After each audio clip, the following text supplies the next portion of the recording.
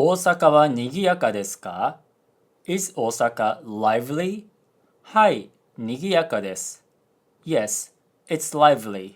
This makes me think, when do we actually say this? And I feel like even in English, it's not super common to say something like, is Osaka lively? And it's not really that super common to use にぎやか this way. にぎやか is actually not super common in everyday conversational Japanese. I think you see this more often in written Japanese, as in like an event report. You can say お祭り festival and say お祭りはとても賑やかでした。The festival was very lively. But in conversation, a more common scenario is like somebody tells you they're from Osaka. You can use 出身 origin and say 出身どこですか? Where you from? 大阪です。I'm from Osaka. It's not very ladylike, power. And you can use どんな what kind ところ place and say 大阪ってどんなところですか? What kind of place is Osaka? And in this kind of situation, it's very, very unlikely that you'd say 大阪は賑やかですか? It probably doesn't happen in real life communication. But if this is between native Japanese speakers, you'd probably wouldn't say 大阪ってどんなところですか? Because we already have some kind of ideas about Osaka. So let's think about a different place like Kitayase. Because nobody goes there casually, especially with that weird train that you can only take from a specific part of the platform, like it's Harry Potter, platform 9 3/4. So I'm gonna use 住んでる, which is a contraction of 住んでいる to live, and say どこ住んでますか? Where do you live? 北安です. And your reaction will be え? 北安? どこですか? What? 北安? Where is that? Because nobody knows where that is.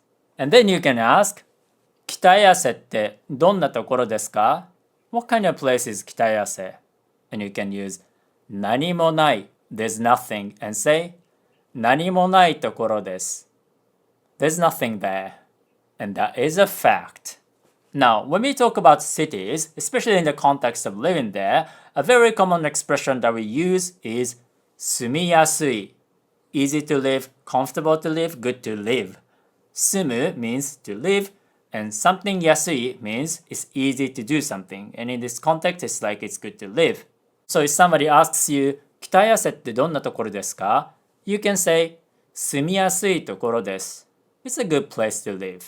Another word we might use is 静か, quiet, because we care about our neighborhood not being super noisy. So you can say, 静かなところです. It's a quiet place. And you can combine these words and say something like 北安は何もないけど住みやすいです. There's really nothing in 北安, but it's a good place to live. 北安は静かで住みやすいです. 北安 is quiet and it's a good place to live. But a more appropriate word for 北安 would be 不便, inconvenient, because it is. So you can say 北安は静かだけど不便です. 北安 is quiet, but it's inconvenient. And that is a fact. Isn't it great that you're learning Japanese and learning facts about Japan at the same time? Now let's talk about にぎやか, lively, since we're already talking about this word. This word of course can sound fine in the right context. For example, if 北安 had something like a weekend market and a lot of people go there, which isn't true, but in a hypothetical situation, you can use 週末 weekend and say でも週末は賑やかです but it's lively on the weekends. So you can say something like 北安は静かだけど週末は賑やかです 北安 is quiet but it's lively on the weekends. So with sufficient context you can use 賑やか. Another situation is, for example, you wake up and you hear a lot of sounds from outside, like people talking, and you think maybe there's お祭り festival going on. So you can also use 外 outside and say なんか外賑やかだけどお祭りかな? It sounds noisy outside. I wonder if there's a festival. And this happened to me because I used to live in a place where there's a temple outside, and sometimes they had a festival. So this is a totally possible situation. Now, how about the sentence structure, something desu ka? Because in this chapter, Minna Nihongo tries to use either i adjectives like kawaii, cute, or na adjectives like yume, famous, to make a sentence like yume desu ka? Is it famous? You can actually create a lot of natural and practical examples using this exact sentence structure. For example, you've seen an idol on TV that you don't know, but you suspect she might be famous. You can say, このアイドル有名ですか? Is this idol famous? And this makes perfect sense because there's a reason for you to think, oh, she might be famous. I mean, the fact that she's on TV kind of implies that she could be famous. So if you expect a certain place to be in a certain way, this kind of sentence structure makes sense to ask about the place. For example, there's a place called Daikanyama, and a lot of people think Daikanyama is oshare, fashionable.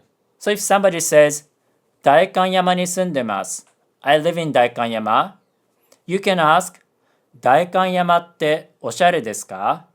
Is Daikanyama fashionable? And it makes sense because you already have this expectation and you want to confirm it.